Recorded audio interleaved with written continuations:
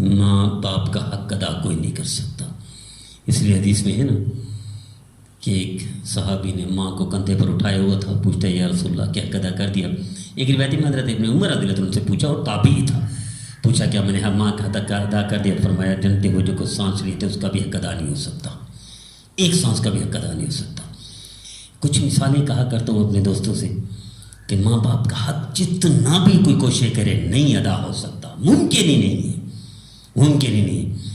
میں کتاب میں پڑھا بچپن سے کہ ماں تھی یا باپ تھی, بیٹا پوچھ رہا کہ یہ اوپر کیا بیٹھا ہوا ہے درخت پر یا اوپر چار دیواری پر, تو ماں یا باپ نے کہا کوا. بیٹے نے پھر پوچھا, انہوں نے کہا کوا. بیٹے نے پھر پوچھا, انہوں نے کہا کوا. بیٹے نے پھر پوچھا, 50 بار بیٹے نے پوچھا, 50 بار ماں یا باپ نے جواب دیا کوا کوا کوا. اس نے لکھ کر رکھا.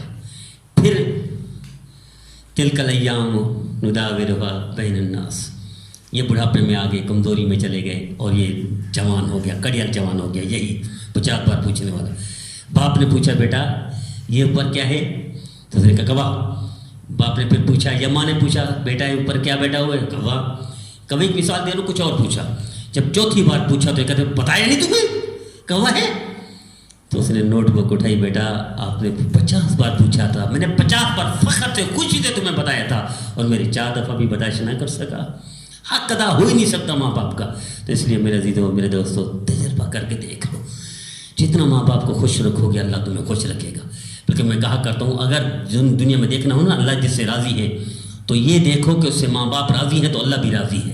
دنیا میں جس کو دیکھنا ہے کہ کامیاب ہوگا یہ شخص, بڑے درجے میں پہنچے گا, یہ دیکھو ماں باپ کی جتنی خدمت کرتے اتنا بڑے درجے میں پہنچے گا. وہ ہندی کے کتاب میں پڑھا, ہندوستان کے ادیب ہیں, ہندو ہیں. تو اس نے کہ بیٹے نے کہا ماں میں تیرا حق ادا کرنا چاہتا ہوں. تو اس نے کہا, ماں نے کہا بیٹا آ جاؤ سو جاؤ. سو گیا. تو ماں نے 5 منٹ کے بعد اٹھا, بیٹا پانی دے دو. اٹھا پانی دے دیا.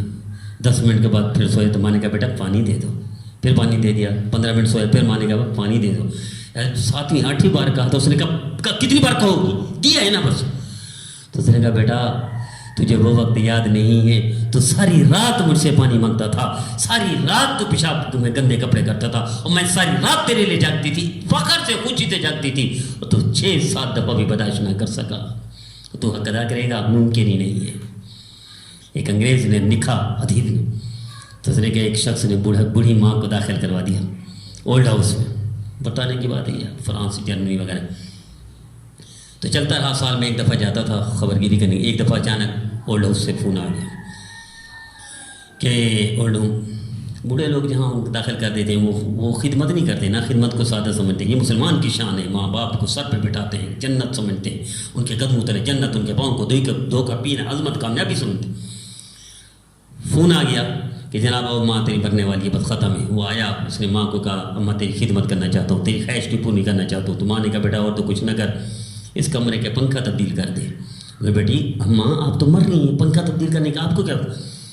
انہوں نے کہا بیٹا میں نے جتنے عرصہ گزارا یہاں پنکھا چلتا نہیں تھا, خراب پنکھا تھا, مجھے پتہ ہے آپ نے مجھے یہاں پھینکا ہے تو تیری اولاد بھی تجھے یہاں پھینکے گی. جب تجھے پھونکے گی تو میں پھینکے گی تو میں سمجھتی ہوں تجھے تکلیف نہ ہو. میں خود تکلیف سے مر رہی ہوں, گرمی سے مر کر جا رہی ہوں, میں تو زندگی گزار چکی ہوں. تجھے جب پھینکا جائے گا تو تجھے گرمی نہ لگے, تجھے بغیر پنکھے کے یہاں نہ گزارنے پڑے. اس لیے میں چاہتی ہوں تو پنکھا بھی تبدیل کروا لے تاکہ کل تیری اولاد تجھے پھونکے تو پنکھا چلتا ہوا ہو. یہ شان ہے, یہ کافر ماں باپ ہے. تو مسلمان کی تو شان ہی اور ہے. مسلمان تو ہے ہی اللہ کا پیارا, مسلمان کے لاڑی اللہ مانتے ہیں. تو آئیے آج سے طے کر لیجئے جتنا خدمت کر سکتے ہو ماں باپ کی کرو, ورنہ میرا نبی فرماتے ہیں کہ بدبخت وہ تباہ ہو گیا جو ماں باپ کو بڑھاپے میں پائے جنت حاصل نہ کر سکے. میرا عزیزو آئیے حق ادا کرنا چاہے نہیں ہو سکتا, لیکن اپنا تن من دھن لگا دیں ان پر کہ ان کو راضی کر کے دنیا سے بھیجیں, اور ان کی خوشی اپنی خوشی سمجھیں, ان کی رضا کو اپنی رضا سمجھیں, ان کی خدمت کو سعادت سمجھیں, ان کے دیکھنے کو واقعی حج اور عبادت سمجھیں.